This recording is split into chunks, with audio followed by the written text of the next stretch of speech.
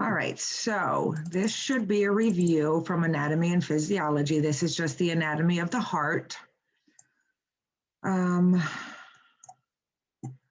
So this just shows you all the important areas in the heart that we need to be able to get that good oxygenated blood to the body. We're not going to spend a lot of time on that. You guys can certainly go back and look at that in your book. This is also some more anatomy. This is the conducting system of the heart. So the impulses in the heart start in that SA node, and then they're transmitted through the atrial bundles. Then they go over to the AV nodes, which is that atrioventricular node.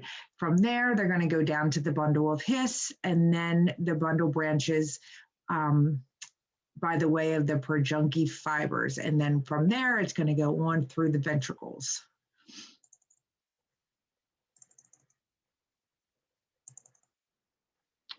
All right, so this is an anterior view and a posterior view of all of the coronary arteries and veins that we need to be able to get that good blood flow.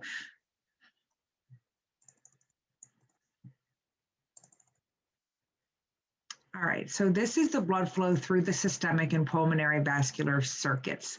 So this should all be a refresher. So that deoxygenated blood goes into the right atrium, goes through that tricuspid valve to the right ventricle, through the pulmonary valve, and then into the lungs. The oxygenated blood comes through the pulmonary veins to the left atrium, through the mitral valve to the left ventricle, through the aortic valve to the aorta.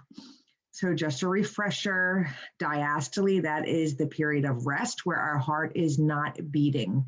Blood is returned to the heart by the veins during that period of rest. And then systole is the period of contraction or systole, where that blood is pumped out of the heart.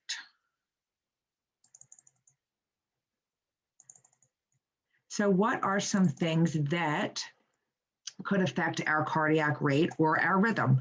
Well, we know that there are certain drugs that can do that, that we take for the purpose of controlling that rate and that rhythm, or we might be taking them for another reason, and it could be an unwanted side effect.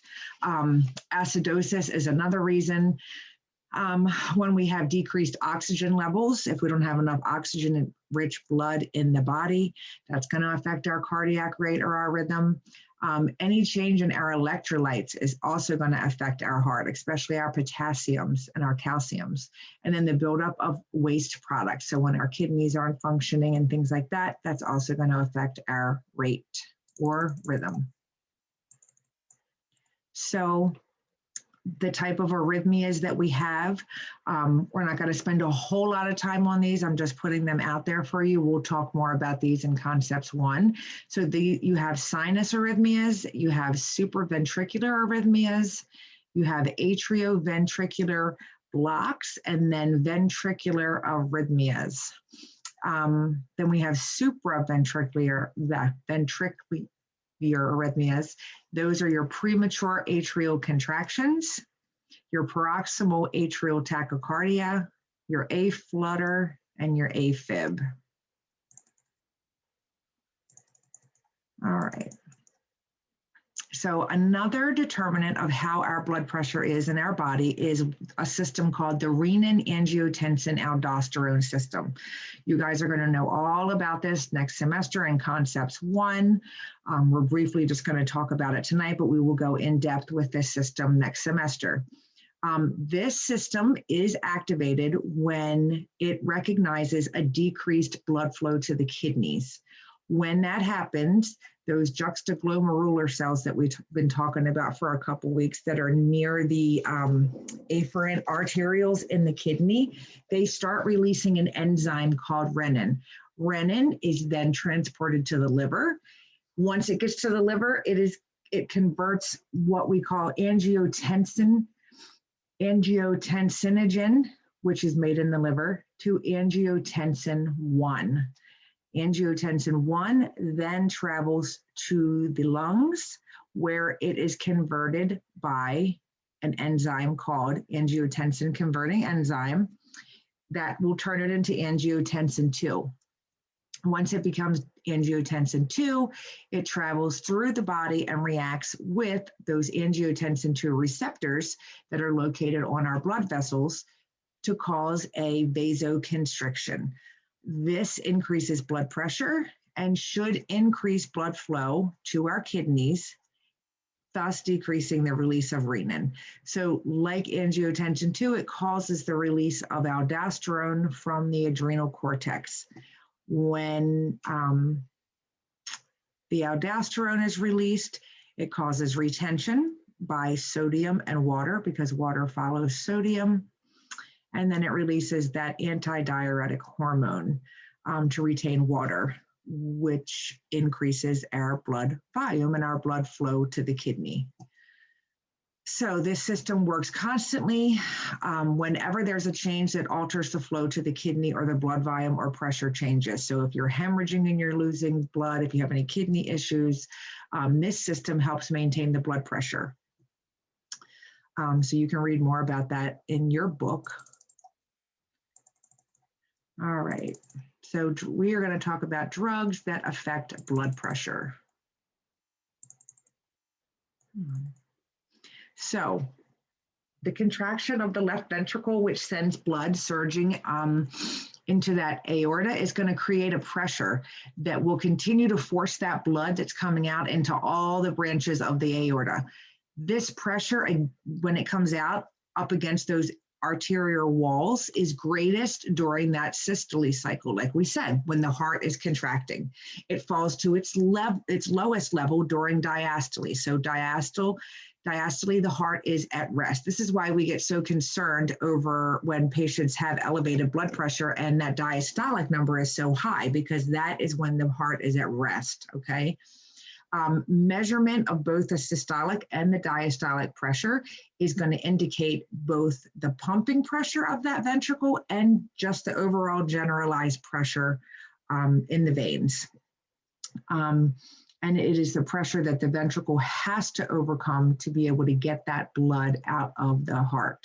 So there are a couple different elements that determine our blood pressure. One is our heart rate. If our heart rate is low, it's not going to beat enough times to get out enough blood into the body. We also look at our stroke volume. Our stroke volume is the amount of blood that is pumped out of the ventricle with each heartbeat. So if our stroke volume isn't where it should be, each time that heart contracts and pumps, it's not going to put out enough blood. And then we have the total peripheral resistance. So that is the resistance of those arteries to the blood being pumped through it. So if our arteries are very hard and very stiff, or they're very small, it's going to be harder to get something through, okay? So it's going to have resistance. That's what we call peripheral resistance. And then this is that renin-angiotensin system again. I'm not going to read all that again. I was pretty in depth about it before, so you guys can look at that when you want. So these are the categories of and the severities of hypertension. So hypertension, when you have hypertension, you're also at risk for developing coronary artery disease. Coronary artery disease starts by having high blood pressure over a long period of time. It causes a thickening of the heart muscle, an increased pressure that's generated by that muscle with each contraction, and then over time, an increased workload of the heart. So normal blood pressure, systolic should be less than 120. Diastolic, we want less than 80. Elevated, what we consider elevated, is 120 to 129 for systolic and less than 80 for diastolic. And then hypertension. So we consider stage 1, 130 to 139 systolically, and then diastolically between 80 to 89. And then stage 2 would be greater than or equal to 140 or systolically, or greater than or equal to 90 diastolically. So we know that untreated hypertension, the leading thing that we see with uncontrolled hypertension is stroke, which can lead to cardiac death. You could have a heart attack. We know it's going to cause renal failure. It's going to cause loss of vision. It's going to cause a lot of things. So what are the type of drugs that we use to control blood pressure?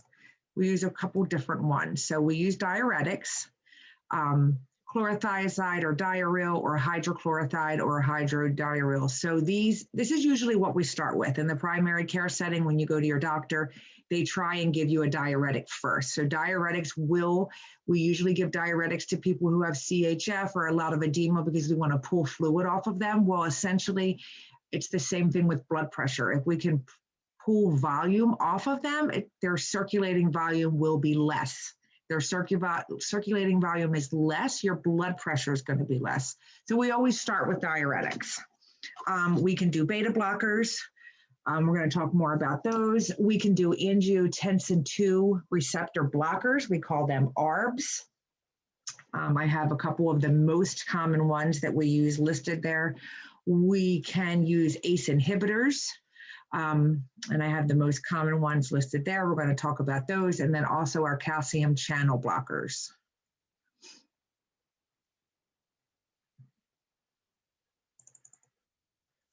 So our angiotensin II receptor blockers, or our ARBs.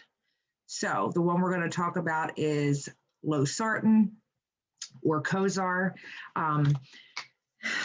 The action of this medicine is that it works to block vasoconstriction. It releases aldosterone. It blocks the blood pressure increasing effects of that renin-angiotensin system, and in turn lowers our blood pressure. We do give these medicines PO, they're oral. They are metabolized in the liver. They're excreted in the urine and feces, and they do cross the placenta. We want to use cautiously in anyone that has an allergy to these medications.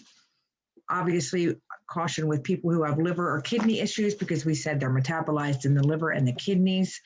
It is contraindicated in pregnancies. They recommend other types of medications during pregnancy. And then you should use barrier contraceptives because sometimes these medications interfere with like the pill and oral or oral contraceptives. Adverse effects. We might see headache. These are all related to those cardiovascular changes we're going to see. So headache, dizziness, syncope, weakness. These are all associated with those drops in blood pressure. So when we know that whenever we are trying to fix one problem, it's always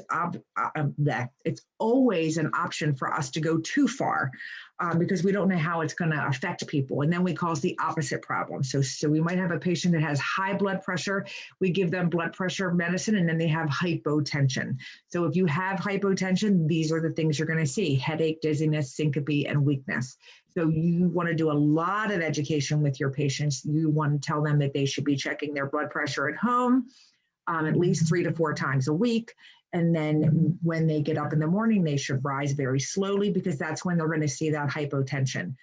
As soon as they first sit up in the morning, they should get up, sit on the side of the bed, sit there for a minute, make sure they don't feel dizzy. If they do, they should sit there until it subsides. Ms. Davis, I'm sorry to interrupt. Can you change the slide, please?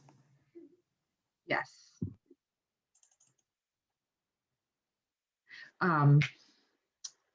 So you want to just do a lot of education with your patients, okay?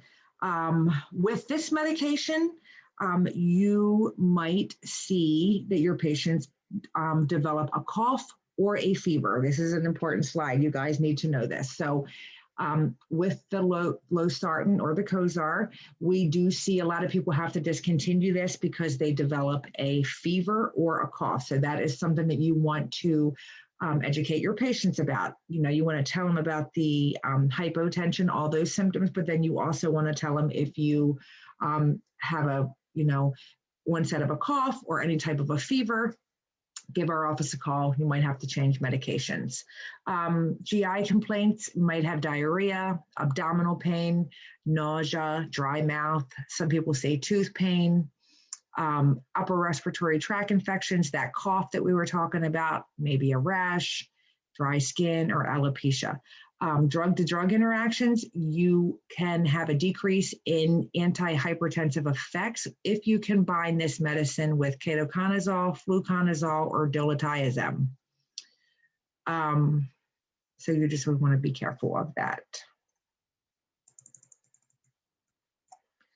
Beta blockers.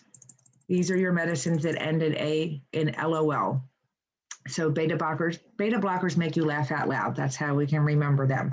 This is your atenolol or your tenormin, your metoprolol. That is one of the wideliest used drugs I've seen. We give metoprolol all the time for AFib. It's the standard, also known as low pressor, and then propranolol or Inderal. So these medications are designed to decrease your heart rate. They decrease your contractility, the excitability, as well as the membrane stabilizing effects, which lead to a decrease in arrhythmias. They decrease the cardiac workload, and they decrease your oxygen consumption. So the difference between beta blockers and some other blood pressure medications is that this will lower your heart rate. It's going to decrease your heart rate. So with other medications, you're always going to monitor your blood pressure before you administer that medication. With these medications, you also have to monitor the heart rate. So your doctor will usually have parameters in the computer. Do not give medicine if systolically they're less than 90 or a heart rate less than 60. It's nice if those parameters are in there. Those parameters are not always in there. This is when your critical thinking has to come into play. So you're always going to check your blood pressure every morning before you give your patient their medication. And then with these beta blockers, you're going to remember to check the heart rate as well. You want to use cautiously in patients with bronchospasms or COPD or acute asthma. Taking these medications, and if you have these other issues, can worsen your COPD or your asthma because they block the sympathetic bronchodilation. So these are not the type of medicines that we really want to prescribe to these people who have COPD. You will see a decreased antihypertensive effect will occur when these beta blockers are given with non-steroidal anti-inflammatory drugs, such as NSAIDs. So NSAIDs and Motrin, if your patients come in and they say, you're giving them their blood pressure medicine, and then a couple hours later they report that they have a headache and they say they want to take Motrin. Well, then you're going to tell them, well, Mrs. Jones, I don't think we should give you Motrin. We should give you Tylenol, because if we give you Motrin, it can decrease that effect, and then it might not control your blood pressure as well as we would like it to. So you need to, these are the teachings that you guys need to do, and that's important. You guys are going to see that again.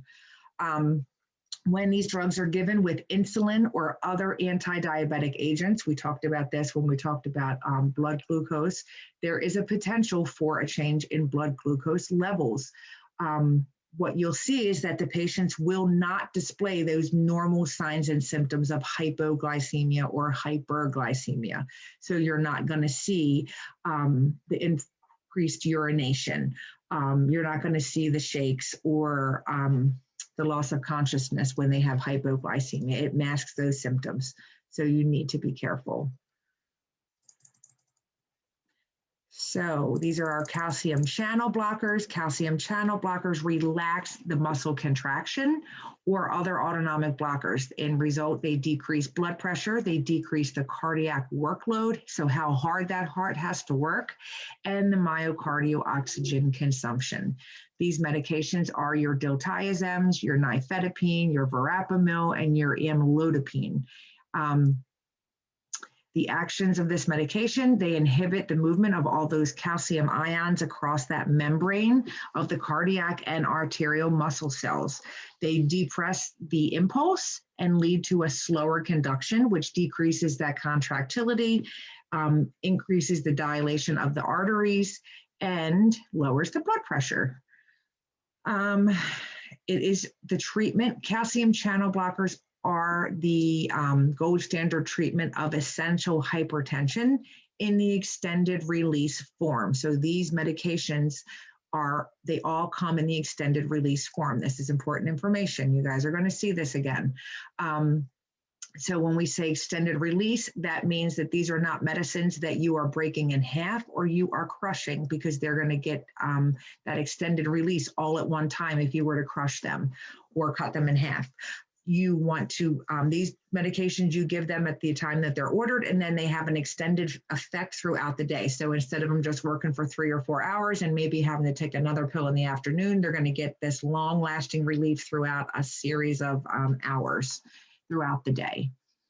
They are well absorbed, metabolized in the liver, and excreted in the urine. So you know what that means. Going to have to watch the liver and kidney function. It's contraindicated if you have any allergy to any kind of any of the calcium channel blockers. Use cautiously with heart block or sick sinus syndrome. They can exacerbate the conduction and slow the effects of the drugs. Renal or hepatic dysfunction, pregnancy and lactation. You would want to use cautiously. Adverse effects are always going to be related to the effects on cardiac output. So it's going to be that dizziness, the lightheadedness, the headache, the fatigue. These are all related to bringing that blood pressure down. You might see GI symptoms, nausea, some type of hepatic injury. You might see those elevated liver enzymes related to those toxic effects. And then cardiovascular symptoms. So hypotension, bradycardia, it affects the heart rate. So if these medications affect the heart rate, we might cause low blood pressure, but we're also going to cause low heart rate. It can cause peripheral edema. So amlodipine is notoriously known for causing peripheral edema. That's usually why patients stop taking amlodipine, because their extremities swell and it's very uncomfortable and they can't take it. And then sometimes they can cause heart blocks. Drug-to-drug interactions, if your patient is taking cyclosporine, a potential serious effect could be an increase in serum levels and toxicity of that cyclosporine if they're taking with diltiazem. One of the most important things, other than educating your patients about getting up slowly, sitting on the side of the bed, monitoring their blood pressure, is you need to educate them about the importance of medication compliance. If they want to be successful with bringing their blood pressure down or controlling their blood pressure, they have to take this medication every day as directed. So you definitely want to teach about medication compliance. That's important. You guys are going to see that again. All right. Let's see. ACE inhibitors. So ACE inhibitors work to block the conversion of angiotensin 1 to angiotensin 2. An angiotensin 2 receptor blocker blocks the effects of angiotensin on the blood vessels. This leads to a decrease in our blood pressure, a decrease in aldosterone production, and a small increase in serum potassium levels, along with some sodium and fluid loss. All of these things are going to help to decrease the blood pressure. So we prescribe this medicine for hypertension. It's also prescribed for congestive heart failure. Some patients take it for diabetic neuropathy, and then patients who have had heart attacks or myocardial infarctions sometimes have left ventricular dysfunction. As a result, give that medication for that too. This medicine is widely absorbed and distributed. It's metabolized in the liver and excreted in the urine and feces.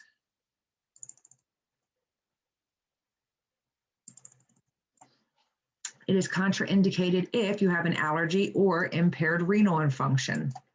And it's recommended that you use cautiously in patients that are pregnant and lactating. We told you that you could give this medication for someone that has congestive heart failure, but you just have to use caution because of the change in the hemodynamics that it causes. Sometimes the change can be too much and it can be detrimental because of that salt volume depletion, which could exacerbate the effects of the drug. So you just have to use it. Doctors monitor them pretty closely.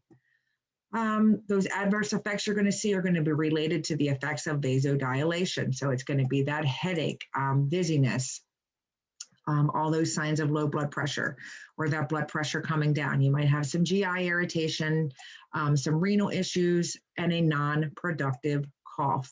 If your patients stop taking this medication, this is one of the biggest reasons they develop a dry, non-productive cough. Lisinopril is famous for doing this. A lot of people can't take it for that reason. They take it for a couple of days and all of a sudden they have this cough. Then when they go back to see their primary care physician, they put 2 and 2 together and they have to switch to another medication. When you're taking ACE inhibitors with allopurinol, the risk of hypersensitivity increases. So you just have to be careful. So then we have vasodilators. So if other drug therapies don't work, then we have to use vasodilators. So every primary care physician has their own way of how they manage blood pressure and what they use first. These are just general rules of thumb. So we normally try other drug medications first, then we go to these vasodilators. These are reserved usually in severe hypertension, malignant hypertension, or what we call hypertensive emergencies. So these are going to be your hydralazine, your minoxidil, and your nitroprusside or nitropres. So diazoxide or hyperstat, this is a medication that we give in the hospital. It is IV. We give it with patients that have sudden onset severe hypertension. We have to use it carefully because it does increase blood glucose levels. Hydralazine we give all the time. This helps with high blood pressure, but it helps maintain increased renal blood flow because you remember when we have high blood pressure, all of our arteries are constricted, right? That blood flow is not getting in. So if the blood flow is having a hard time getting in, all of our organs are not being perfused. And they will die if they don't have proper perfusion. This is why diabetics have chronic kidney disease and they end up on dialysis from years and years of the sugar going through the blood and this high blood pressure results because of the sugar. And it happens over a period of time. They have that permanently constricted vessels and they can't get good blood flow to the kidneys. Minoxidil is used for severe and unresponsive hypertension. I've actually never ever given that before. And then the nitropres is used for hypertensive crisis. And they use it sometimes for patients who are hypertensive in surgery. I don't think I've ever given nitropres either. So these work directly on the vascular smooth muscle to cause muscle relaxation. The heart is a muscle, so it leads to vasodilation, which in turn drops your blood pressure. Indicated for severe hypertension, it is rapidly absorbed and widely distributed, metabolized in the liver and excreted in the urine. Contraindications would be an allergy to any type of this medication, pregnancy, lactation, or if your patient has cerebral insufficiency, because that sudden fall in blood pressure from the medication can be exacerbated. Can you change the slide, please? Yes, sorry. Use cautiously in patients who have peripheral vascular disease, coronary artery disease, congestive heart failure, or tachycardia. It doesn't mean they can't take these medications, you just want to monitor them closely. If you give these medications IV in the hospital, they have to be on a telemetry monitor where you can monitor their heart rate at all times. So some of the adverse effects that we see are going to be related to those changes in blood pressure, dizziness, anxiety, headache, sometimes reflex tachycardia, heart failure, chest pain, and edema. You might have some stomach upset, nausea, vomiting. It's also possible for you to get what they call cyanide toxicity. So this would be the cyanide toxicity occurs with the nitroprusside because when you take this medication, it's metabolized into cyanide and then it suppresses the iodine uptake. Also, so it can cause the cyanide toxicity and it can also cause hypothyroidism. So if your patient has cyanide toxicity, they might have dyspnea, so that shortness of breath, they might complain of a headache, you might see vomiting, dizziness, ataxia. In severe cases, they can lose consciousness. They might have absent reflexes, their pupils can be dilated, and they could have shallow breathing. Drug-to-drug interactions, I mean, there's so many. It's really just based upon the individual drug. You guys can look in your book. So the actions, they act directly. Is this the same one? No, that was ACE inhibitors. Wait a minute, did I go backwards?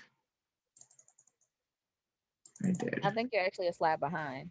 Okay, I am, you're right, sorry. All right, congestive heart failure. Congestive heart failure is a condition in which the heart fails to effectively pump blood throughout the body. Primary treatment will allow the heart muscle to contract more efficiently in an effort to bring the system back into balance. What are the causes of congestive heart failure? We can see congestive heart failure in patients that have coronary artery disease. This is the leading cause of heart failure, patients that have coronary artery disease. When you have coronary artery disease, you have an insufficient supply of blood to meet the oxygen demands of your body. So what happens is the muscles in the heart become hypoxic, and then they don't function efficiently anymore. Some patients have what we call cardiomyopathy, which is basically a disease of the heart muscle. It's when the heart becomes enlarged. So your heart is a muscle, and just like anything else, if you go to the gym and you work out and you do it constantly work that muscle, your muscles are going to get bigger. The same thing happens with the heart. So when things aren't working right in the body and that heart is constantly pumping harder and faster, working overtime, the same thing happens. Well, when your heart gets bigger, it also gets stiffer. So that's what we call cardiomegaly. Hypertension, uncontrolled hypertension can also lead to congestive heart failure. And then sometimes if patients have certain valve diseases, you can also get congestive heart failure. All right. So what are some signs and symptoms that we would see in our patients that have congestive heart failure? So there's two types. There's right-sided heart failure and left-sided heart failure. If you have left-sided heart failure, you may see anxiety. You might wonder why anxiety. Well, if we go down a little bit more, we're going to see that the patient's going to have an increase in breathing because they're going to be short of breath. They're going to have orthopnea. They might have hemoptysis, where they're vomiting up blood, and then they're going to have rales, which is advantageous lung sound. So left-sided heart failure has to do with fluid, and they're not going to be able to breathe. So that's going to lead to that anxiety. You might have a cardiomegaly. You might hear an abnormal heart sound. So remember, we talked about the S1 and the S2. Left-sided heart failure is where you would hear that S3 because of all that fluid. And then you're going to have an increased heart rate. You might have GI upset, nausea, abdominal pain, and then you will have decreased peripheral pulses and hypoxia. So then if you have that right-sided heart failure, you're going to have that elevated jugular venous pressure. So this is where you're going to have, if you turn your patient, you have them turn their head to the side and you look over here, you might see that they have that JBD. You could have splenomegaly, hepatomegaly, which is just an increased size in the spleen and the liver. Decreased renal perfusion when they're sitting in an upright position. And then increased renal perfusion when they are supine. You might see pitting edema and weakness and fatigue. We will go more into depth about these next semester. That's just to give you an idea. So how do we treat congestive heart failure? We use vasodilators. We use a combination. We can use ACE inhibitors and nitrates. These work to decrease the workload of those overworked cardiac muscles. We can use diuretics because we want to decrease the fluid volume. It helps to decrease the blood volume, which decreases that venous return, right, to the right side of the heart, and in turn decreases the blood pressure. Patients that have congestive heart failure, 95% of the time are on furosemide or Lasix. Depending if they come in for an exacerbation, they probably get IV Lasix. and sometimes they take it every day at home just to maintain. We can use beta adrenergic agonists, which stimulate the beta receptors in that sympathetic nervous system, which causes an increase in calcium into those myocardial cells, the cells of the heart, which causes an increased contraction. If you get an increased contraction, you're going to get more blood pumping out, your blood volume's going to improve. We can use cardiotonic inotropic agents that help stimulate more effective muscle contractions, and then we can use cardiac glycosides. So when we talk about cardiotonic agents, we have two types. We have cardiac glycosides. The main one that we give is digoxin. And then we have phosphodiesterase inhibitors. This is your imrinone, which is Inacor, or millerone, which is Primacor.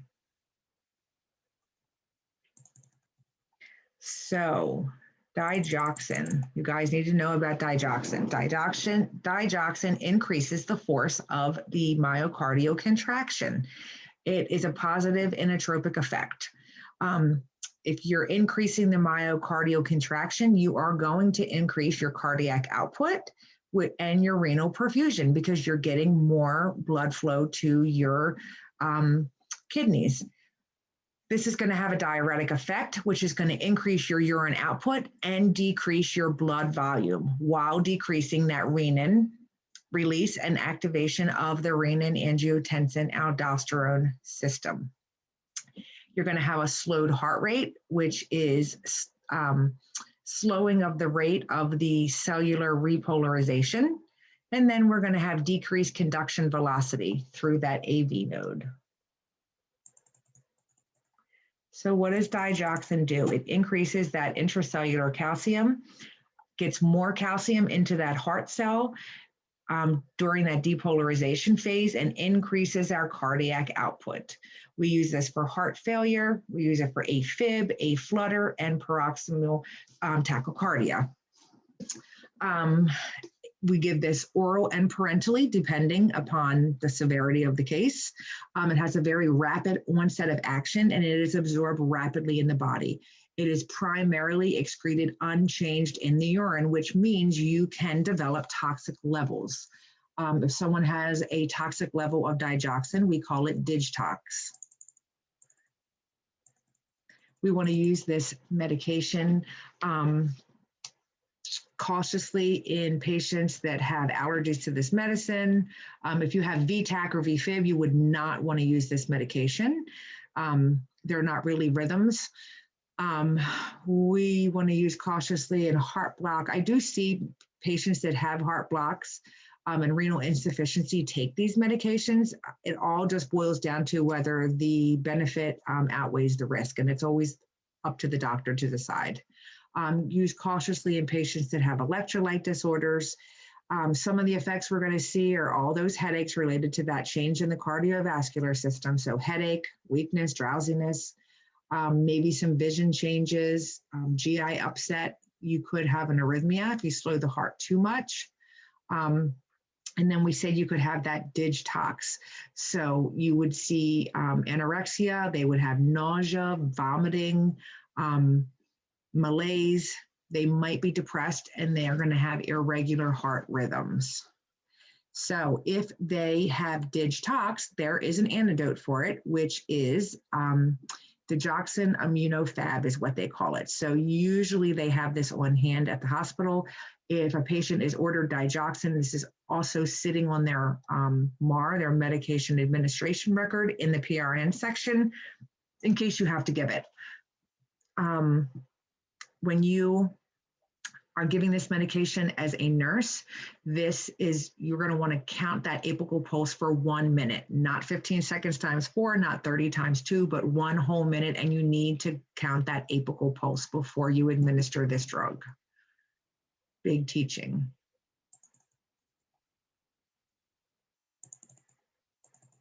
So the phosphodiesterase inhibitors, these are a second class of drugs that act as those cardiotonic inotropic agents. We have Imorineone, which is Inacor, which is approved for the use in patients with heart failure that has not responded to digoxin, any diuretics or vasodilators.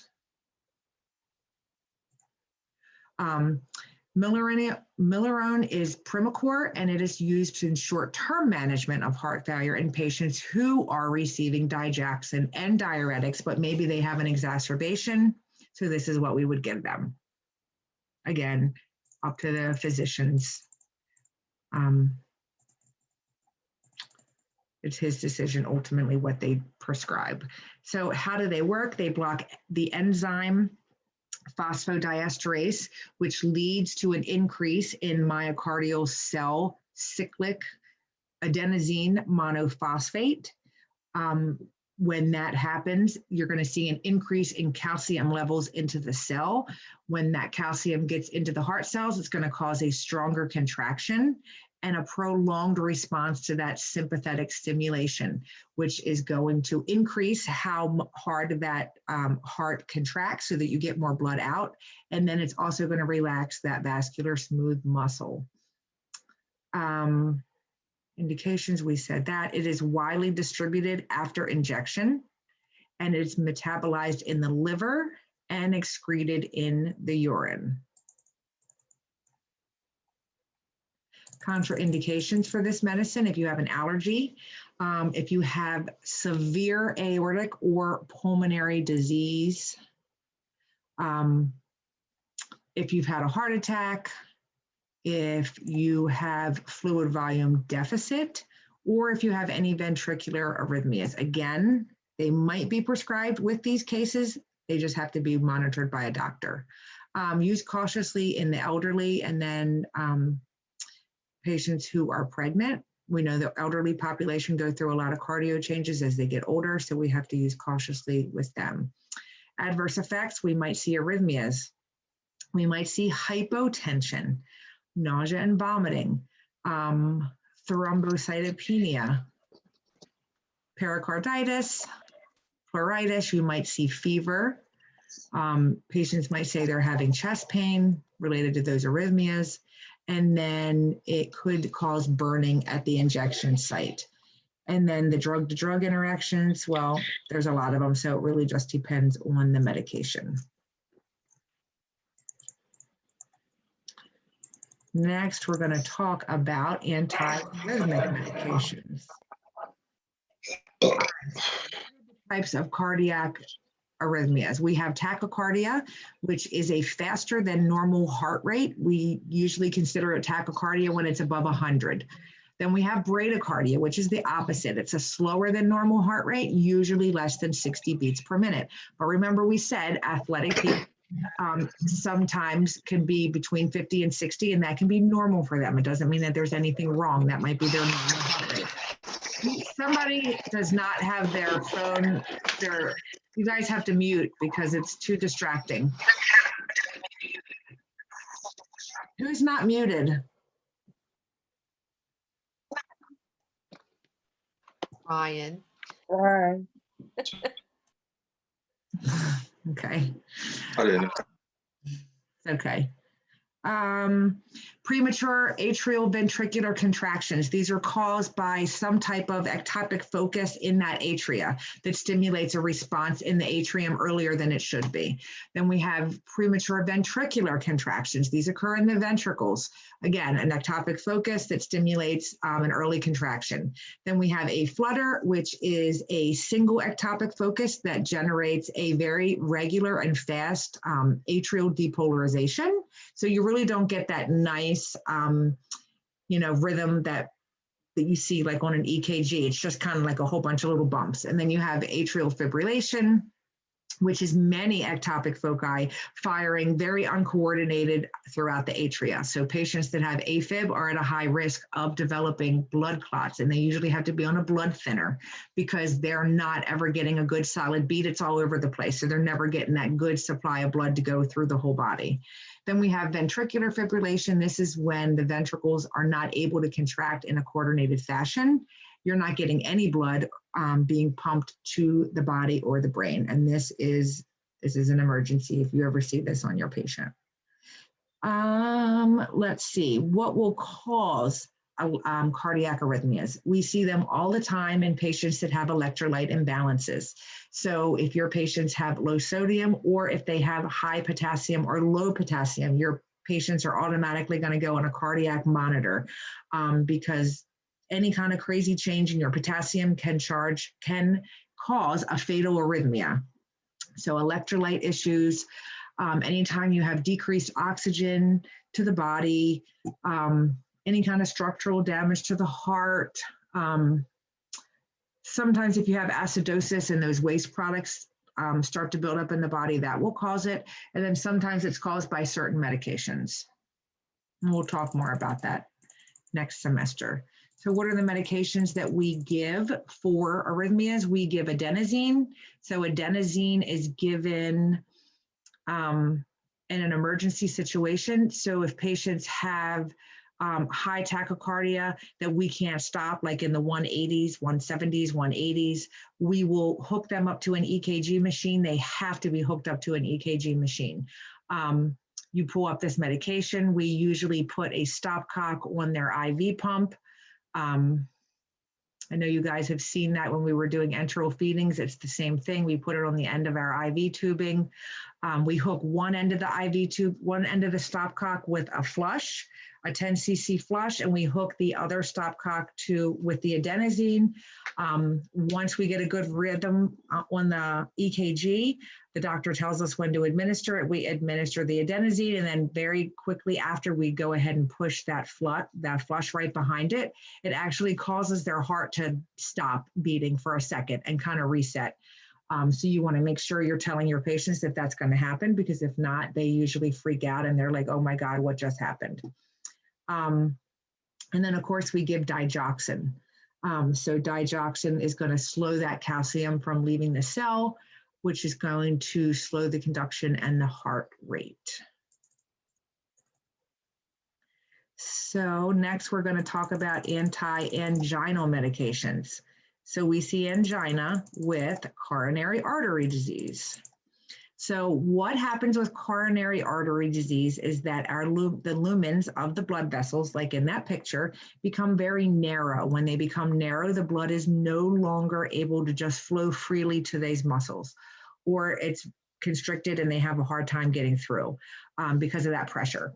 The narrowing of those vessels is caused by the development of what we call atheriomas. So they are fatty tumors that are in the vessels. These fatty tumors develop in our vessels in a process called atherosclerosis, which is narrowing of the heart vessels. So these deposits cause damage to the lining of the vessels. You can see in the picture where the deposits are. Once those deposits start to build up, then they start attracting platelets and different immune factors in the body. They all gather on top of that buildup. They cause swelling, and then over time, development of even a larger deposit. So normally what would happen is the heart would stimulate the vessels to deliver more blood. But when those blood vessels are narrowed and stiff, they can't respond. They can't get the blood supply needed to get the heart working effectively, and then the heart muscle becomes hypoxic. When they become hypoxic, there starts to be an imbalance between the oxygen supply and the demand. When that happens, it's manifested in the body as pain. That's when we call it angina. Its term is angina pectoris, which just means suffocation of the chest. If the coronary vessel becomes mostly or completely occluded and you are unable to deliver blood to that cardiac muscle, you're going to develop ischemia, and then it's going to become necrotic. And then that's when you have a myocardial infarction, which is a heart attack. So we have a couple different types of angina. We have stable angina. So stable angina, there is no damage to the heart muscle, okay? No damage to the heart muscle. Basic reflexes surrounding that pain usually restore blood flow. The body can fix it.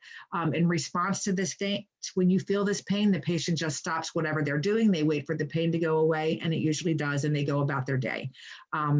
So stopping the activity that's causing the pain is going to bring that supply and then demand for the blood back into balance again. That's stable angina. Unstable angina is when you have episodes of ischemia that occur when you are at rest. So you're having damage to your heart when you're not doing anything. If the narrowing of those coronary arteries becomes very pronounced, the heart is going to start experiencing very frequent episodes of ischemia when the patient is at rest.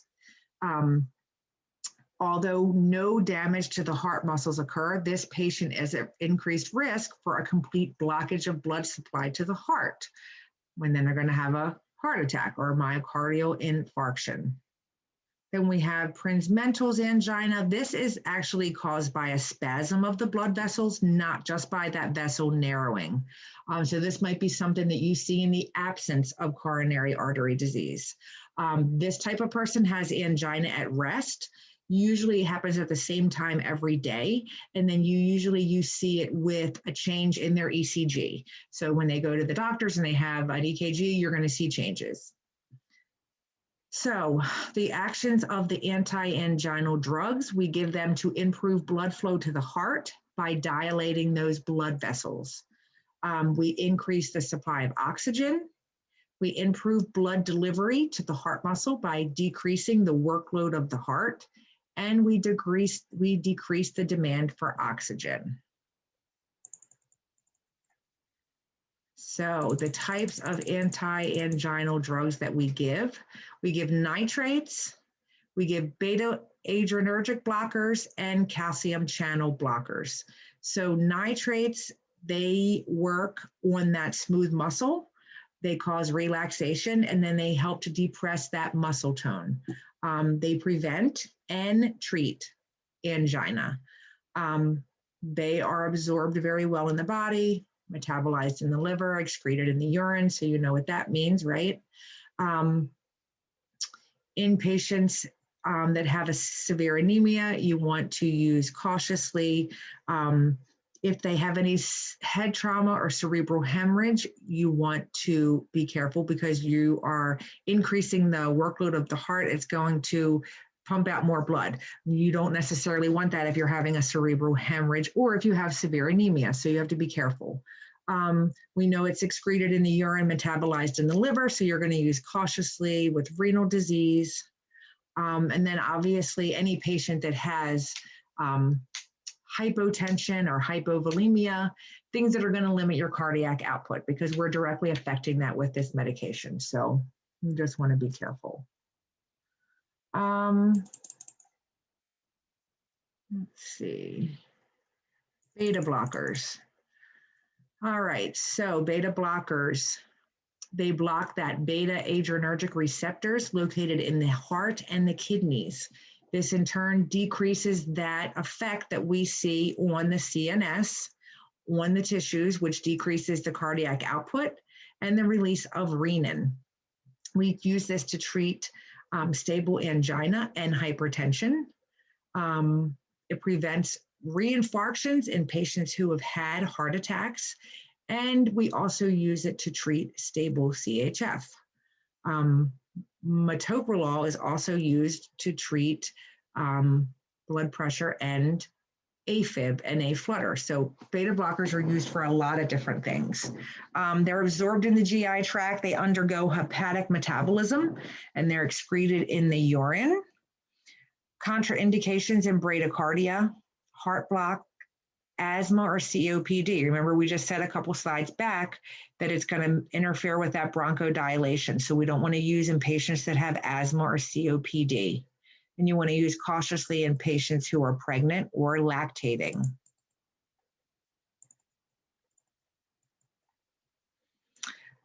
Use cautiously in patients that have diabetes mellitus. Why do we want to use cautiously in patients that have diabetes?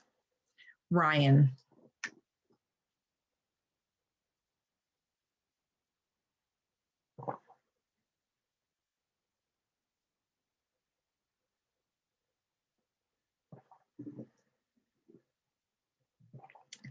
For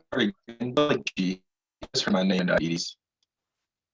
Say that again.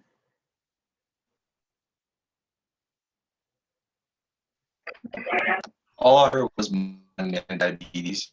Oh, okay. Okay. Why do we want to use beta blockers cautiously in patients that have diabetes? We talked about this a couple slides back. Do you remember why?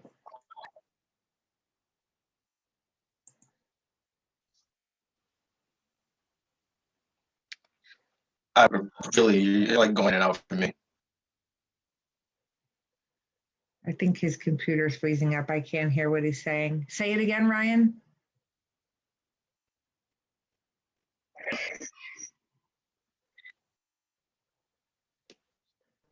I can see you and everything and hear you. Is every other word I'm getting? Oh, yeah. It's just really choppy. That's okay. I think your internet is acting funny. How about Brianna? What do you think? So it kind of alters the sugar. So it kind of alters the sugar and masks the symptoms a little bit. Yes, so they're not going to experience hyperglycemia or hypoglycemia. They're not going to get those normal side effects of either one of those like they normally would. Very good. All right, so we're going to use cautiously in patients who have COPD and any kind of asthma, and then also in the diabetics. Okay, I need you guys to remember that. We want to use cautiously in patients that have PVD, peripheral vascular disease, and thyrotoxosis. Adverse effects, they're going to be related to that blockage of the sympathetic nervous system. So we're going to see dizziness, fatigue. This drug also comes with the risk of emotional depression. You might see nausea, vomiting, some colitis perhaps. It can cause CHF or an exacerbation of decreased cardiac output and arrhythmias. And it's going to cause bronchospasm, dyspnea, and cough. And you want to use cautiously in patients who are taking clonidine because it can cause paradoxial hypertension, which is just an increase in your hypertension. All right.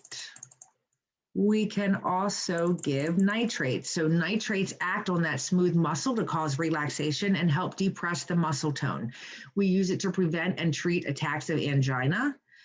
It's very rapidly absorbed in the body, metabolized in the liver, and excreted in the urine. You would want to use cautiously if you have an allergy to any part of this medication. In patients that have severe edema, it can decrease their cardiac output, which could be bad for a patient who already has a decreased ability to deliver oxygen because they already have a low red blood cell count. We want to use cautiously in patients who have a head trauma or any cerebral hemorrhage, because when you relax those cerebral vessels, this could cause an intracranial bleed. And then there's always a potential adverse effect on the baby, and it can cause ineffective blood flow to the fetus. So you have to be careful with pregnant women.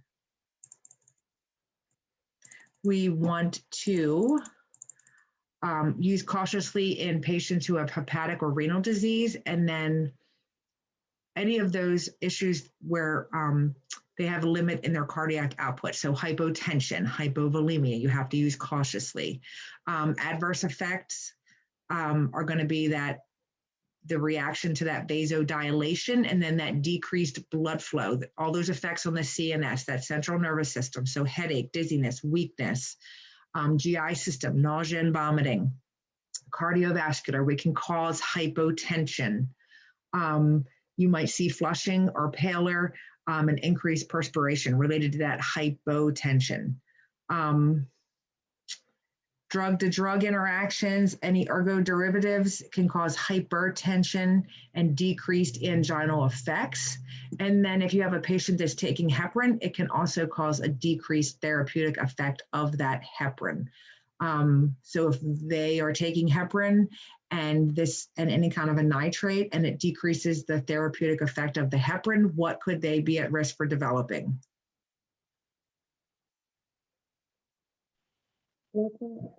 Blood clots. Blood clots. Very good, Dina. All right. So we can also give nitroglycerin. We can give it IV. It takes 1 to 2 minutes to work if we give it IV. We can give it sublingual in between the cheek and the tongue, or the cheek and the gum. It takes 1 to 3 minutes to work. We can give a spray, translingual, takes 2 minutes to work.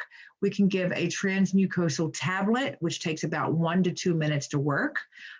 Orally, we can give a tablet, which that would take about 20 to 45 minutes. Our topical ointments are going to take about 30 to 60, and then your transdermals are going to take 30 to 60. So if you have a patient who's having angina pain in the emergency room, which way do you think we're going to give this medication?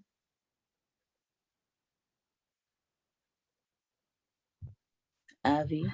IV, yes. If they're having a major attack and they're having a myocardial infarction and they have that chest pain, we're not going to go put a transdermal patch on them and say, it's okay, sit tight, your chest pain will feel better in 30 to 60 minutes. We're going to give them IV because we want it to work as soon as possible. All right, lipid lowering agents.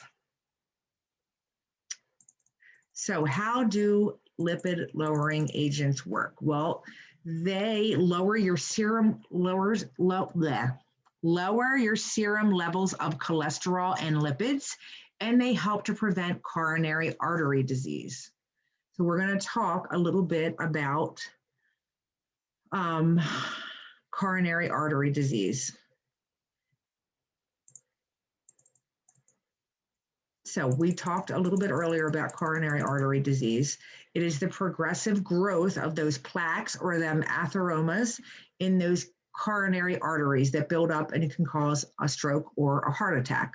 We have unmodifiable risks and modifiable risks. So unmodifiable risks, there is nothing that you can do to prevent them. They're just going to happen. They're not modifiable.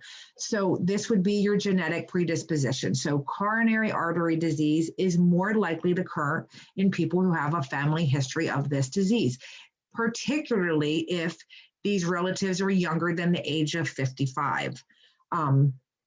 There is a higher incidence of coronary artery disease as you age and you get older, because remember we talked about all those changes that we see in the older adult with our cardiovascular system. And then gender is an unmodifiable risk. So men are more likely than premenopausal women to have coronary artery disease. That is because of women have a protective effect of estrogen.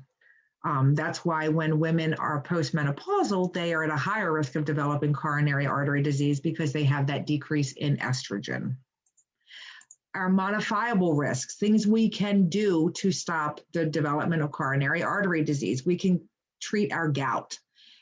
Gout is an increased uric acid level that seems to injure vessels in the wall. So you can change your diet and you can take a medication to stop your gout. If you smoke cigarettes, you can stop. Nicotine causes vasoconstriction and it has an effect on the blood vessels. Over time, it lowers your oxygen levels in the blood.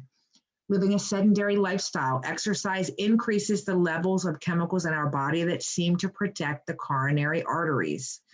High stress levels, constant sympathetic reactions in our body increase our oxygen demand from our heart, and they cause vasoconstriction, which over time can contribute to a remodeling inside those blood vessels, which can lead to the development of those atheromas. Hypertension, high pressure constantly in the arteries causes injury in those vessels and increases the afterload and the myocardial demand of our heart. Obesity, this has to do with our fat metabolism and it increases our workload of our heart. Diabetes, what happens is they start to have a thickening of that capillary membrane. This accelerates those effects of that atherosclerosis that we talked about. They start having abnormal fat metabolism, which is going to increase their lipid levels. There are other factors such as chlamydia. So that has been correlated with an onset of coronary artery disease when it's left untreated. And then treatment with tetracycline can also cause coronary artery disease, and then that big honking word right there, fluororentogenography, has also been associated with coronary artery disease, and it causes these little plaques to develop inside the vessels. All right, so what are the causes of hyperlipidemia? Hyperlipidemia is elevated lipid levels. So when our patients take in an excessive dietary intake of fats, there's a genetic alteration in fat metabolism that leads to a variety of elevated fats in our blood, which leads to hypercholesterolemia, which is high cholesterol, hypertriglyceremia, which is high triglycerides, and then you're going to see alterations in your LDL, which is your low density lipids, and your HDL, which is your high density lipids. So we're going to talk a little bit more about those in a couple minutes. So these are your lipid blood levels. So your total cholesterol, you want that number to be less than 200. If it's between 200 to 239, you're going to be borderline high. Your doctor's going to start talking to you about changing your diet. If it is 240 or greater, you are going to be high, and your doctor is going to put you on a medication to bring your lipids down because you are at a high risk of developing a heart attack or a stroke, that coronary artery disease. So your LDL levels, we want your LDL, which is that low density lipid, we want them to be less than 100. Normal is 1 to 120, but ideal is less than 100. You are considered borderline high if those LDLs are 130 to 159, and then high is going to be 160 to 189. Very high is going to be 190, equal or greater than. Your HDL, we want that to be very low, less than 40. If it's high, it's going to be greater than 60. And when we look at your triglycerides, we want them to be less than 150. If you're borderline, you're going to be 150 to 199. High is going to be 200 to 499, and very high, you're going to be greater than 500. So when we talk about LDL, that those lower levels, those low density lipids, they go into our circulation. When they go into our blood, they're very tightly packed cholesterol, triglycerides, and lipid. They all stay together. They go into our bloodstream carried by proteins that when they enter our circulation start to be broken down for energy, or if we don't need them, we store them for future use. When that LDL is broken down, some of those pieces of the LDL remain and there's leftovers. And what happens is they are returned to our liver for recycling to use again. So what they believe, a theory they believe behind high cholesterol, is that if a person has a lot of these remnants left in their blood vessels, that the body creates an inflammatory response because they want to get rid of the debris because they recognize it as something foreign. So they believe that this underlying process is involved in that atherogenesis or the development of those atheromas. That's how they get there. So that's your LDL. Now, when we talk about HDL, those high density lipids, they enter our circulation just the opposite of LDL. They're very loosely packed. They're just loosely in there. They are those lipids that we use for energy. They also pick up remnants of fat and cholesterol that are left in our blood vessels that are broken down by that LDL. High density lipids they have like a kind of like a protective role because they run around and they clean up everything in the blood vessels, okay? There's also high density lipid levels increase in response to estrogen, which is why they think that those women that have those high levels of estrogen don't have those cardiovascular issues. It is known that HDL levels increase and LDL levels decrease during exercise. So this is why, again, we think that it's a theory that patients that exercise regularly have a lower risk of coronary artery disease, okay? Because in patients that exercise, those HDL levels are higher, those LDL levels are lower. So you want more HDL. That's the good one. And you're going to see that information again. So you guys need to know what we just talked about. So what kind of medications do we use to treat hyperlipidemia? There's a lot. So we can use bile acid sequestrants. This is your cholecystramine or your Welchol. We have HMG CoA inhibitors. These are your common ones. So your atorvastatin, which is your Lipitor, pravastatin, which is Pravachol, and then we have simvastatin, which is Zocor. These are all the ones that I see on a regular basis. We can use fibrates, niacin, and then we also can use cholesterol absorption inhibitors. This would be your Zetia. You guys probably have seen commercials about them. So these bile acid sequestrants. So these bind in your bile acids that are found in the intestine. They allow the excretion in feces instead of reabsorption. So we excrete it instead of reabsorbing it, which causes cholesterol to be iodized in the liver. And then if that happens, our serum cholesterol levels fall. We would give this medication to reduce elevated serum cholesterol levels in patients that have hypercholesteremia. Sometimes also in pruritus, which patients develop sometimes because they have a biliary obstruction. These medications are not absorbed systemically. They are excreted in the feces. Contraindications.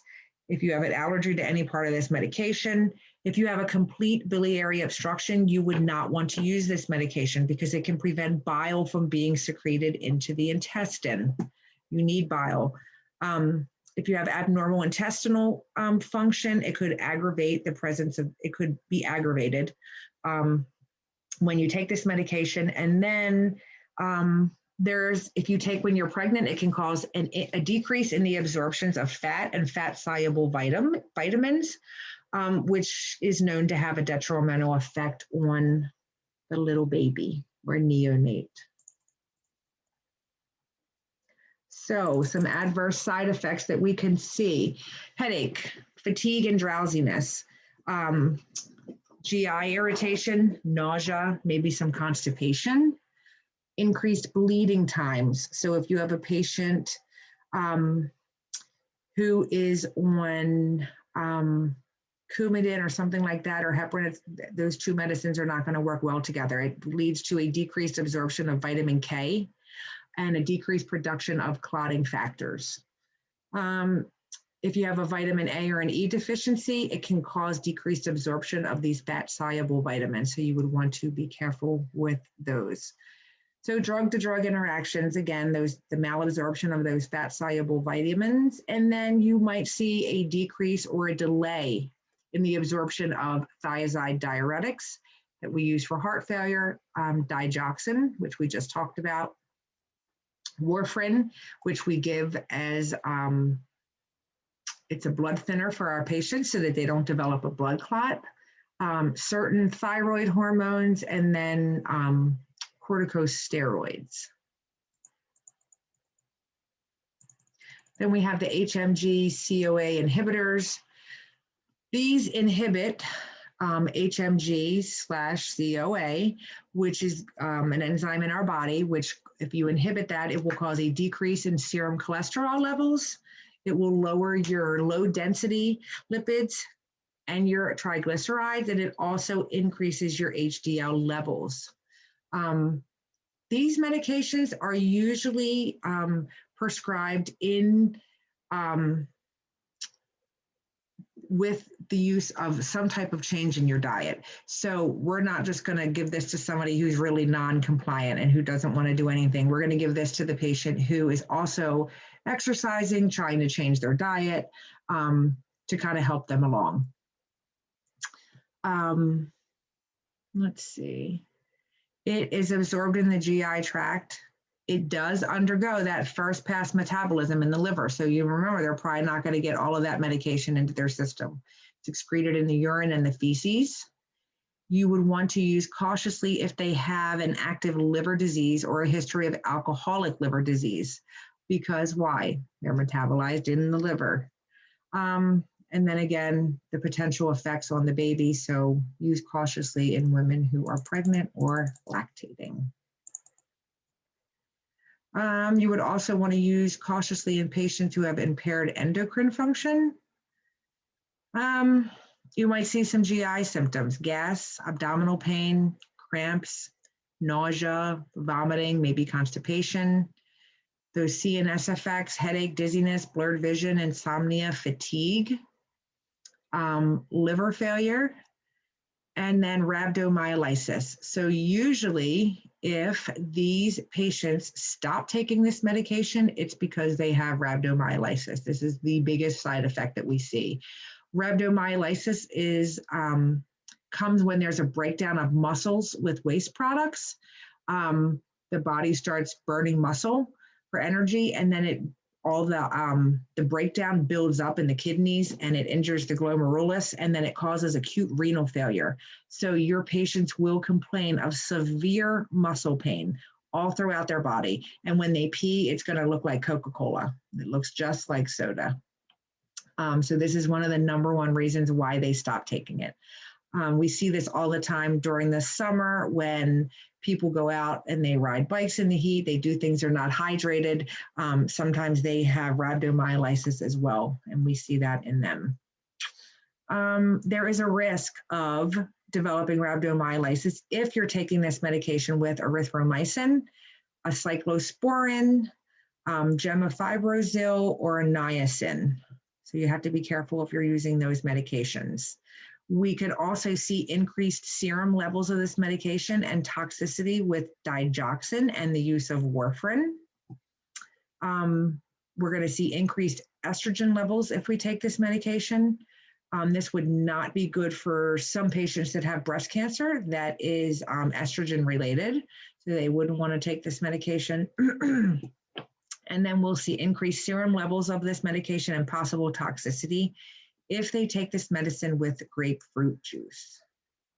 So this would be your, these medicines, these would be your atorvastatin, your Lipitors, your pravastatin, your Pravachol, and your simvastatins. All right, cholesterol absorption inhibitors. These work in the brush borders of the small intestine to inhibit the absorption of cholesterol. Another thing about all these medications, whenever they take their cholesterol medications, one of the teaching points that we always do with them is we tell them to take them at night, because that's when cholesterol is secreted into our bodies. So just a little teaching point there. Indications for the cholesterol absorption inhibitors would be lower serum cholesterol levels, patients that have familial hypercholesterolemia, so it runs in the family. They're absorbed in the GI tract, metabolized in the liver, excreted in the urine and feces. Use cautiously if they've had an allergy or if they're pregnant.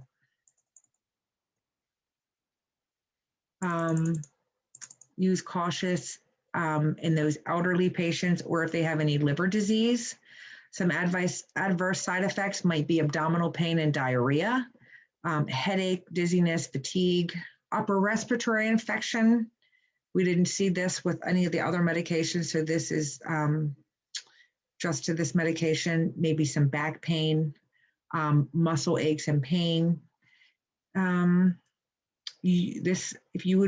Might see if you're taking Zetia, increased levels of that medication. If you're taking with a cholestyramine, a fenofibrate, gemfibrozil, or certain antacids. So sometimes you have to use a combination of medications to control someone's cholesterol level, especially if they're not compliant. So if you do have to give, say you're going to give Zetia with fenofibrate, because that's what's helping your patient, you would just want to take that Zetia either 2 hours before or 4 hours after. So you could still take them. There is a risk for toxicity if given with cyclosporins. Fibrates, there's a risk of cholecystasis increases, so you could have problems with your gallbladder. And then if you are taking this medication with warfarin, it can increase the warfarin levels. So this chart is in your book. You guys can take a look at this. This just shows you where all these medications that we're talking about, where they work and how they help decrease the cholesterol in the body.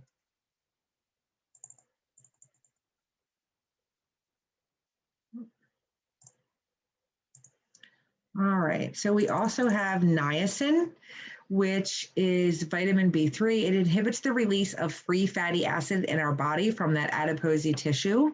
And it increases the rates that our plasma can remove triglycerides in our body. Our phenofibrates, they inhibit triglyceride synthesis in the liver, which directly causes a decrease in that low density lipids. It increases uric acid secretion, which can stimulate triglyceride breakdown. Gemfibrozil inhibits peripheral breakdown of lipids, reduces the production of those triglycerides and the HDL, and it helps increase those HDLs.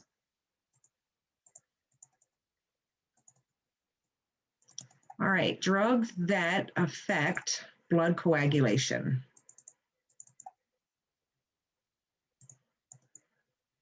So this is the process of blood coagulation. Basically, you have an injury somewhere in your blood vessel. You have local vasoconstriction, which goes and seals off the injury.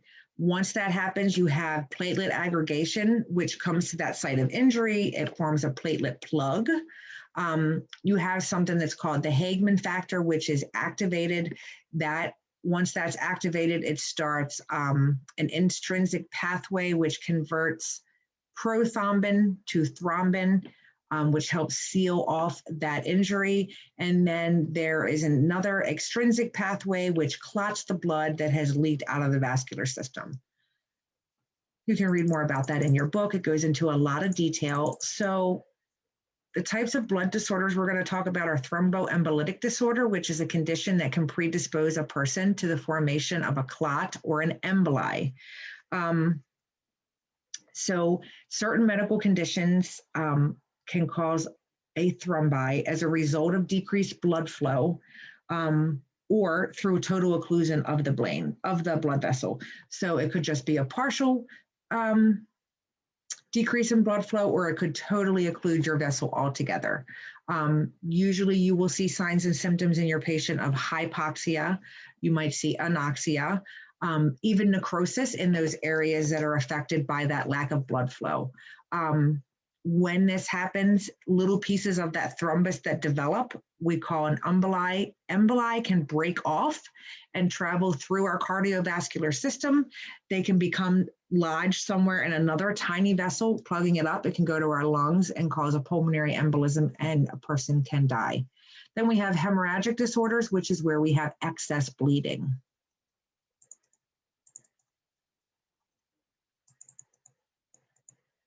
Come on.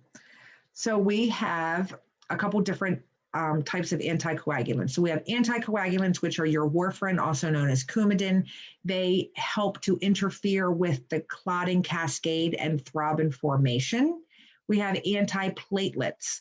So these all do the same thing, but they work differently in the body. So antiplatelets, these are your aspirin, these are your clopidogrel or your Plavix. These alter the formation of the platelet plug.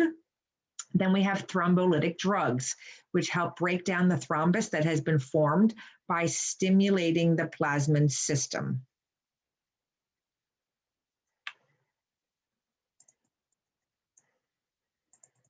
All right, so anticoagulants.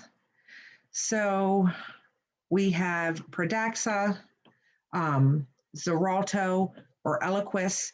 You may have seen these on the news or on the television. They're always advertising. We also have Coumadin. So Coumadin, these all work to decrease the potential to your patient developing a blood clot.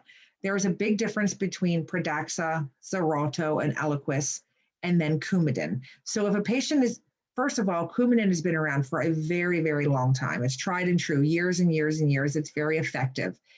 the downside is that in the very beginning, your patient has to go to several appointments over a 3 or 4 week period until they get the dose right. So they give you a dose, they bring you back, they check your blood levels, your PT, your INR, and then based upon where your levels fall, they adjust your medication. Once your medication is fixed and your levels start to normalize, then you come like once to every 6 to 8 weeks. But there's an antidote for this medication. So if you start bleeding, we can stop the bleeding. With your Pradaxas, your Xareltos, and your Eliquises, you never get monitored. We just give them to you and set you back to your home, and you never have to be monitored again, which is an incentive for some people. But there is no, we can't stop the bleeding if it starts. So patients that take these medications will have falls, and they'll bleed out. They'll have hemorrhagic brain injuries. They'll die. It comes with a higher risk. So you always want to make sure you're educating your patients about both of these and let them make the decision of what they think is going to be best for them, because the doctors don't always explain it that way. So just make sure you're educating your patients between the difference. So we also have heparin, which inhibits the conversion of prothrombin to thrombin. We give this prophylactically in the hospital for our patients who are not moving, who aren't getting up. Then we have antithrombin, which is used for hereditary deficiencies, who just never can clot properly. So they take that medication. All right. So anticoagulants, they interfere with the normal cascade of events involved in the clotting process. They are very different depending on the type of drug that you have, because there's a couple different ones. They are contraindicated if you have an allergy or if you have a condition that could be compromised by increased bleeding tendencies. You want to use cautiously in women who are pregnant, renal diseases, and hepatic disorders. You also want to use caution in your patients who have CHF, thyrotoxosis, patients who are senile, or if they have a psychosis. It can interfere with some of the different medications that they use. Adverse side effects, the biggest one is going to be bleeding, because we're thinning their blood.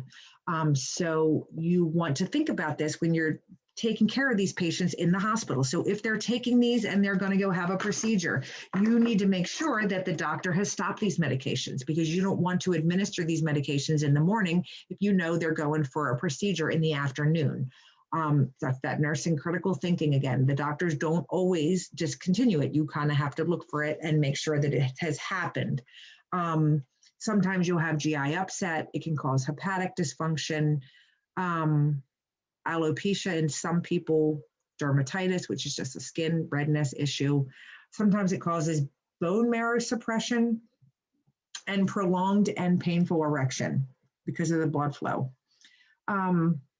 Drug-to-drug interactions you want to think about is when you're taking heparins with other oral anticoagulants, salicylates, penicillins, or cephalosporins. If they're already taking warfarin and then you're giving them a heparin or a nitroglyceride, and then if they're taking warfarin, because there's a number of interactions, we can't even talk about them all. But you also want to think about when your patients are going home and they're being discharged. So if you're going home, a new patient's going home on warfarin or another anticoagulant, you want to make sure you're educating them about the use of over-the-counter medications. What type of over-the-counter medications do you think that you might specifically want to talk to them about? Renee? Tylenol? Maybe not Tylenol. So, Or ibuprofen? yes, ibuprofen, and what else? I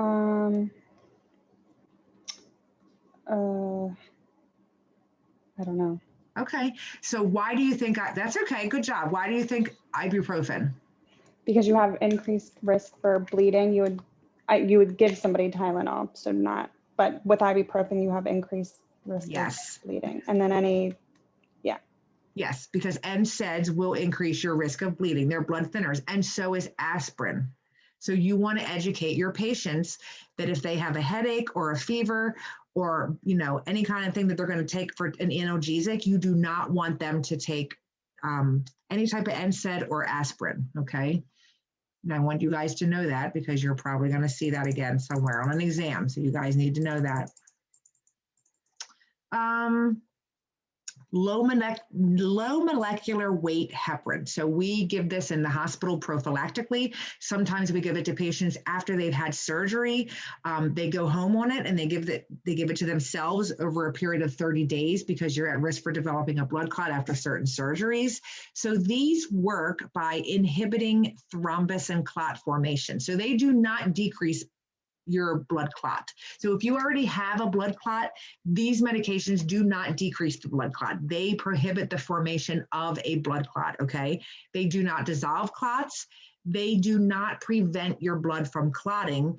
They inhibit the formation of additional clots. So they inhibit thrombus and clot formation by blocking two factors, XA and LIA. They don't usually affect thrombin, clotting, or prothrombin times. Therefore, we see fewer systemic adverse side effects. They block something called angiogenesis, which is a process that allows cancer cells to develop new blood vessels. These are indicated for very specific uses in the prevention of clots and emboli formation after certain surgeries or when your patient is on bed rest.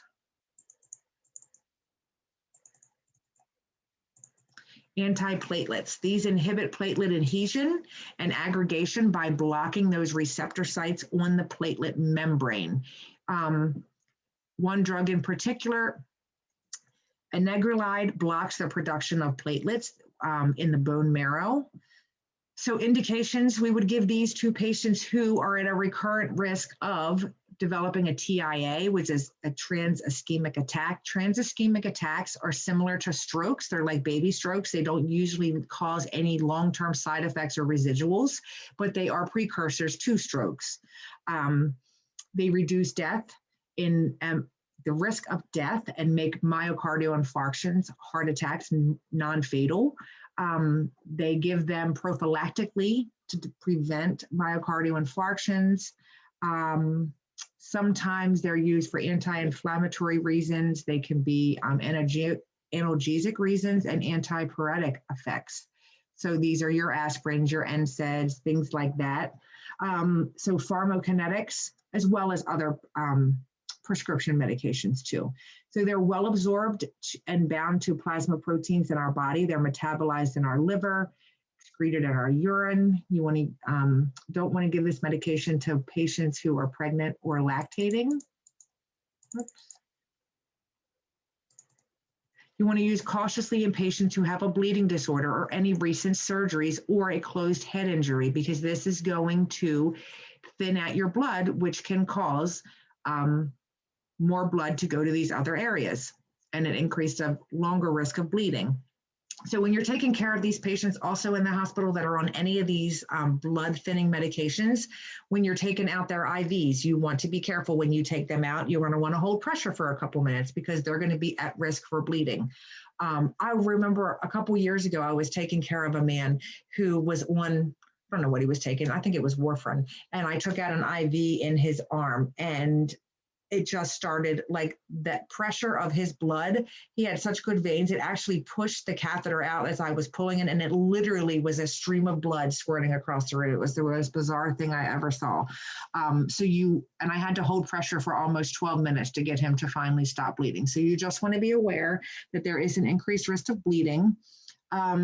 You might see headache, dizziness, weakness, GI stress, and then you're going to use cautiously with other medications that affect blood clotting. So antiplatelets. So if a patient, if they take a medication that is antiplatelet, so I'm thinking of a patient who tried to commit suicide a couple years ago. I worked with a woman whose daughter did that. She took a lot of aspirin and tried to commit suicide. So we know that aspirin is anti-platelet. What do you think we gave to her as a transfusion to try and repair those platelets? Anybody have any idea? We can give red blood cells as a transfusion. What else can we give? Anybody know? I don't know, Can't you plasma. give platelets as a transfusion too? Yes, plasma and platelets. Very good. So you could prescribe a transfusion of platelets for your patients who, maybe took too much aspirin. All right, thrombolytic agents that we have. These are your streptokinase, cabakinase. We have TPA, which is the class of drugs that includes activase. TPA is what we give people. This will dissolve clots, TPA. TPA can only be given between a certain time frame, usually up to 4 hours. So that's why when we're educating people about strokes and we're teaching about strokes, you only have a very small window to recognize those side effects and symptoms of a stroke and get them to the hospital. Because once they're past that window, they can't get this TPA. So thrombolytic agents, these are our activating plasminogen to plasmin. So they convert plasminogen to plasmin, which breaks down fibrin threads in a clot, which helps to dissolve a clot. So remember, we talked about some medications that don't dissolve clots. These dissolve clots. We give these in acute myocardial infarctions. Why? Because there's a blood clot somewhere, including a vessel. If they have a pulmonary embolism, same thing, or an ischemic stroke. Most of our strokes are ischemic, not hemorrhagic. So those are the reasons we give them. These drugs must be injected and are cleared from the body by liver metabolism. You do not want to use them in pregnancy and lactating women. You want to use cautiously if you have an allergy or any condition that could worsen if you dissolve clots. So any person that had a recent surgery, you want there to be blood clots when you have a certain amount of healthy blood clots. When you have a recent surgery, you want that site to heal. So you don't want to give these medications and cause them to bleed out. If you have an active internal bleeding, if you have a GI bleed, you would not want to give this medication. If they've had a cerebral vascular attack within the last 2 months, you would want to use caution when giving this medication. They have to be a candidate for it. If you've had an aneurysm, which is a bleed in the brain, would not want to give it. If you've had organ biopsies, because it can cause internal bleeding. So the adverse effects that we would expect to see with this medication, bleeding.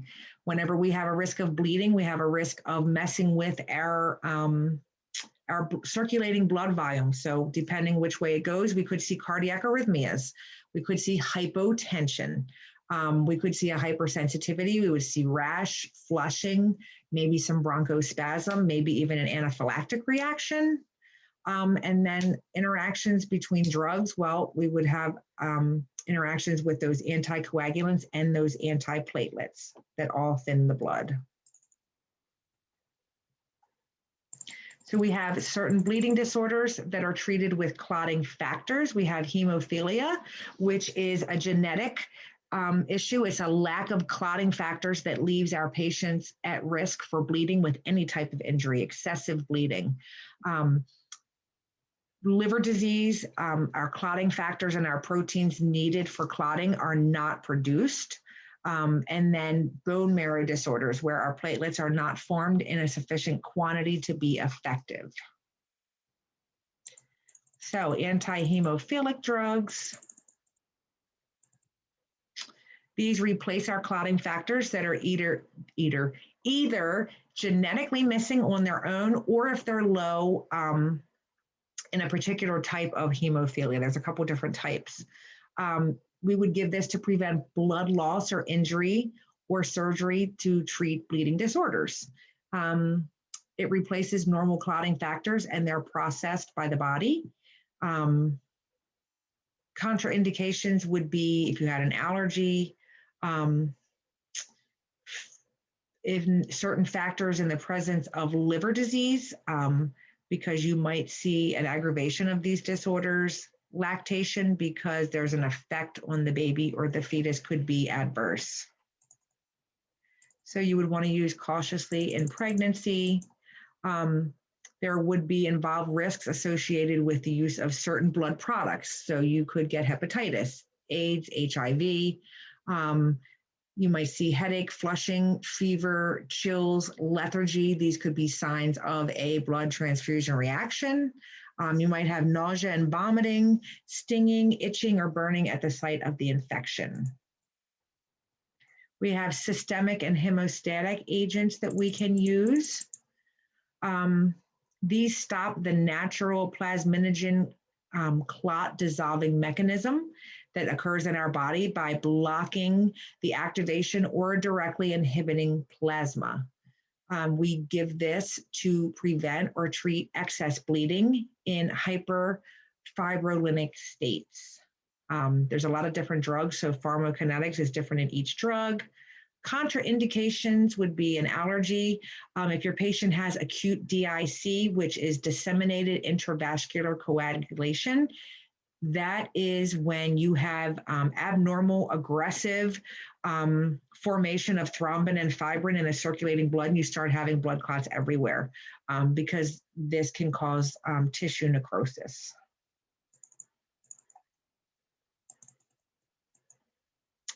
You want to use cautiously with cardiac disease, renal and hepatic dysfunction, pregnancy. Adverse effects, obviously, would be excessive clotting. There is an effect on the CNS system. Some people report hallucinations. Some people say drowsiness or dizziness, and even some psychotic states, headache, GI issues, nausea, cramps, diarrhea, weakness, fatigue, malaise, maybe even some muscle pain. Particularly with the drug aprotinin, you might see cardiac arrhythmias, congestive heart failure, myocardial infarction, and hypotension. And then you would want to use cautiously if your patients are taking heparin for their blood to be thin, and then oral contraceptives because of the estrogen in the body. And then we're going to talk lastly about anemia. So we can treat anemia with blood components. So plasma is the liquid part of the blood, which contains all of our proteins that are essential for our immune response and to help with our blood clotting. That's our plasma. We have formed elements in our blood. We have leukocytes, which are our WBCs, our white blood cell count. We know that these help with our immune system. Then we have erythrocytes, which are our red blood cells. These help carry oxygen-rich blood to the tissues, and they also remove carbon dioxide from our body. So you guys probably remember this from anatomy and physiology. This is erythropoiesis. So this is the process of red blood cell production and their life cycle. So these are formed. Red blood cells are formed by those megablastic cells that are located in our bone marrow. They use iron. It's a combination of iron, folic acid, carbohydrates, vitamin B, and certain amino acids. They circulate in our vascular system for about 120 days, and then they are lysed. We get rid of them, and they are recycled, and that system starts all over again. So we have a couple types of anemias. We have megablastic anemia. This is when your patients have an insufficient amount of folic acid or vitamin B. So they can't create that structure that's needed in that healthy red blood cell. We have iron deficient anemia, which is just like it says, patients that are deficient in iron. This can be caused by a couple different things. It could be, we see this in menstruating women who lose a lot of blood monthly. A lot of women who have fibroids sometimes have a lot of blood loss each month. We see this in pregnant and nursing women who have an increased demand for iron. And then those rapidly growing adolescents, so our teenagers who don't have great nutritious diet, so their diet is lacking iron. And then we see this in patients who have GI bleeds. And then we have pernicious anemia, which is where the gastric mucosa in our stomach doesn't produce that intrinsic factor, where the vitamin B12 cannot be absorbed. So there's a couple different types. So this is how erythropoiesis controls the rate of blood cell production. This is important. You guys are going to see this again on a test, so you need to know it. So this is how patients with chronic renal impairment develop anemia. They do not have the ability to produce erythropoietin. So you have oxygen in your tissues. When they sense an arterial oxygen pressure that decreases, it automatically starts that process of increasing that erythropoietin. When the erythropoietin increases, it also stimulates your stem cells to increase their production. When that happens, it increases how many red blood cells you form. If you increase the amount of red blood cells you have, you're going to be able to increase your oxygen carrying capacity, because oxygen is carried in our red blood cells. Once you increase your O2 levels, it's going to increase your arterial oxygen pressure, which is then going to stimulate a decrease in erythropoietin from the kidney. So if you have kidney function issues, this process isn't going to occur. So this is what happens in people who have chronic renal disease, and this is why they develop anemia. Okay, so you guys need to know that. You will see that questions related to that on your exam. Then we have erythropoietin. So we can give patients erythropoietins. We can give them Epoetin alpha, which is Epogen. I see my patients all the time in dialysis. They get this while they have dialysis each week. It acts like a natural glycoprotein erythropoietin in our body, and it helps stimulate the production of red blood cells in the bone marrow. We use it to treat anemia associated with chronic renal failure, because we want to reduce those need for allogeneic blood transfusions in our patients that have chronic renal disease and in our surgical patients. It is metabolized through the kinetic process. You wouldn't want to give it in patients who have uncontrolled hypertension, an allergy to mammalian cell derived, so animal products, or an allergy to human albumin. Adverse side effects, you might see headache, fatigue, dizziness and seizures, nausea, vomiting, diarrhea. It could cause hypertension. So that's why you want to use cautiously or contraindicated in the use of patients who have uncontrolled hypertension. Can cause edema and possible chest pain. We can also give oral iron preparation. So the other day I was taking care of a patient who was a Jehovah's Witness. Her blood cell levels were very low. Her hematocrit and hemoglobin were critical, like 6. Her hemoglobin was 6.5. Her hematocrit was like 26, low. She needed a blood transfusion.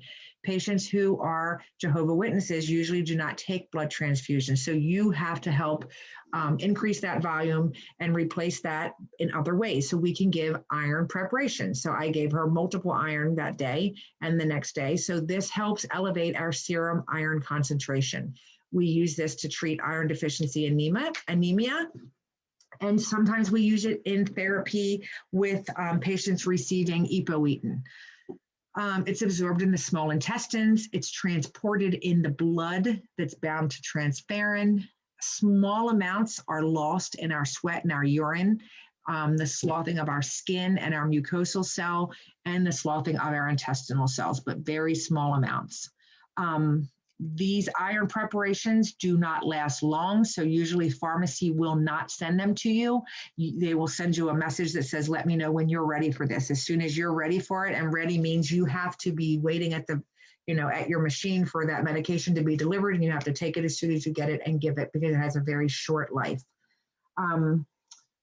Contraindications would be an allergy, any kind of hemolytic anemia. If you have a normal iron balance, you obviously wouldn't want to give this. Patients that have enteritis, colitis, or peptic ulcers because of the bleeding. It can cause GI irritation. So that's why you don't want to use in patients that have peptic ulcer or colitis because they already have GI issues. IV iron is associated with severe anaphylactic reactions. It can cause local irritation, it can stain the tissues, and it can cause phlebitis. So usually, depending on which type of iron preparation they're giving you, they will have you give your patient a very small dose first. You treat it kind of like a blood transfusion. You stay in there with them for the first 15 minutes because if they're going to have a reaction, that's when it's going to occur. You make sure that they can tolerate that. Then if they do, you contact the pharmacy and then they order the rest of it and you give it to them. Drug-to-drug interactions would be antacids, tetracycline, cimetidine. You would want to use carefully in some of those antibiotics, ciprofloxacin, norafloxacin, oflafloxacin, and then chloramphenicol. And what are some of the causes that we see of folate and vitamin B deficiencies? Sometimes we just see folate deficiencies. So these are increased secondary. We see them secondary due to an increase in demand in our body. Some patients have absorption issues, problems in the small intestine. We see these in patients suffering from alcoholism. They don't retain any of their vitamins. They have a lot of problems with malnutrition. Certain drugs that cause folate deficiencies, and then there you go, secondary to malnutrition of alcoholism. Vitamin B deficiencies are usually associated with poor diet or an increased demand in the body, or a lack of that intrinsic factor in our stomach that makes the vitamin B12. And I think that's it. We are done. 7:59. I thought we were going to go over tonight. That was a lot of information. All right, let's see. What questions do you guys